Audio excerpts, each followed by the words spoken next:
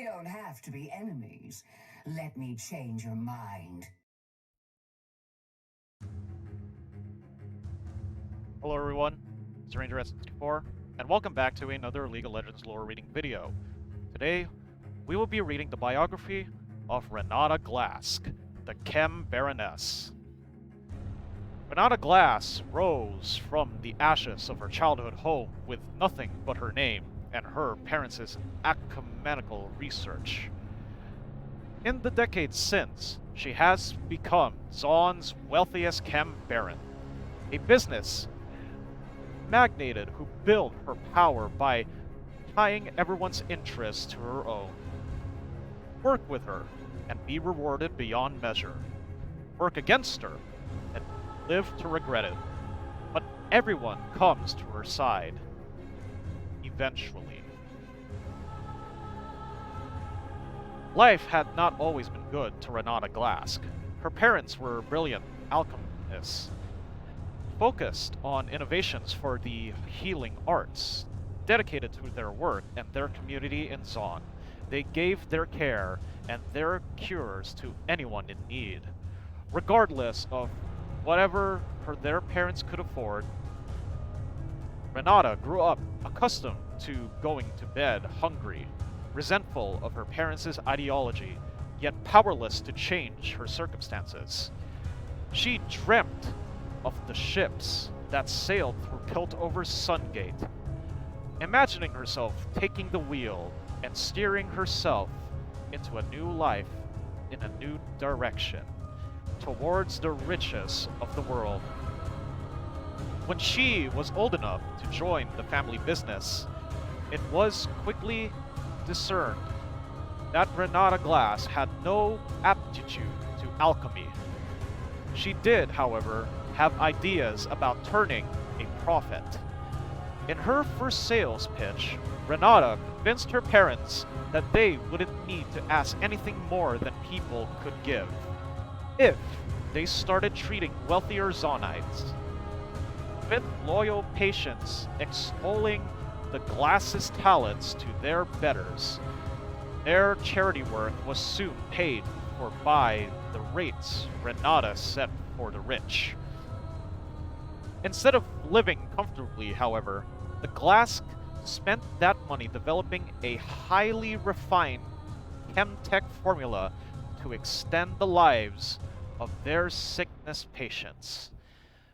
No matter what they did, the formula always had unwanted side effects, such as making their patients extremely suggestible or extremely violent. So they continued to try and improve their work.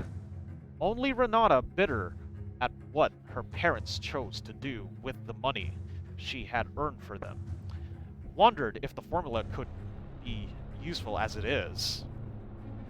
Up in Piltover, the elite clan leaders who had been making money off of Zaunite medical stoopcaps heard whispers of the Glasc's family research. Not willing to let anything threaten their bottom line, they paid off a handful of enforcers to, quote-unquote, take care of it. Renata woke to the sound of her parents' screams at her home burned down around them. She lost her arm trying and failing to save them.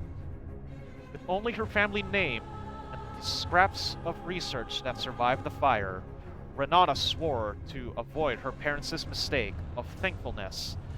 Instead, she threw herself into building her meager inheritance into something bigger, something that could give her everything she'd never had, something that would give her money and give her power and control.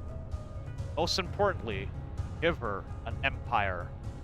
As the years passed, she became the brains behind several successful small-time operations while building relationships with unsavory but influential individuals throughout the city. She'd give people jobs, lend them money, and give them medicine for their sick children, but never for free. If they couldn't pay it in coin, she demanded their loyalty instead. Renata quickly realized that genius was the rarest and most lucrative commodity in Zon, and devised a plan to invest in destitute youths with a talent for innovation. She offered a space to work, a stability for their families, in exchange for their work in perpetuity. The poorest among them couldn't afford to say no. Renata found herself with plentiful access to the new and unique product designs and novel use for the Chemtech formula that was her parents' legacy. Profits soared. She then established Glass Industries after purchasing the first of what would eventually be dozens of factories to manufacture her high-end Chemtech products. Glass Industries quickly expanded across Zon, from Chemtech mining operations to dance halls to refineries, angering some barons who'd held monopolies over the ventures. But one by one, Renata persuaded them all to go into business with her. And just like that, Renata quickly and quietly managed to become a Chem Baron in her own right. And no one pushed back for fear of upsetting their own clash and their own cash flow. While glass industries flourish, Renata herself remained in the shadows, waiting for the right time to make her next move. That time came after a chemical accident sent poisonous fumes sweeping through the streets of Zon, leaving the city in the worst state in decades.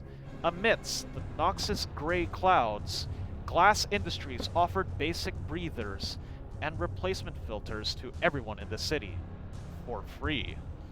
Now everyone in Zon knew of Renata Glasc and her benevolence. She had earned Zon's loyalty. Word of her generosity swept through Piltover as well. For the first time, shopkeepers looked seriously at Renata's elegant and ultra-refined chemical designs, and soon lined themselves with their products.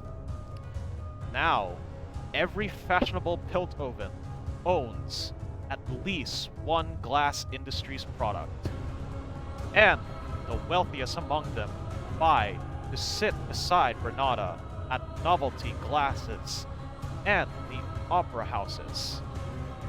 But Renata's plan was never to become a Chem-Baron herself in Zon, or to cooperate with the darling Piltovers.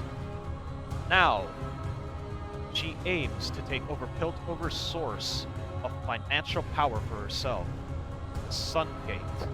She had dreamt of it so often in her youth. For she who controls the Sun Gate controls the flow of trade, and she who controls the trade controls the world.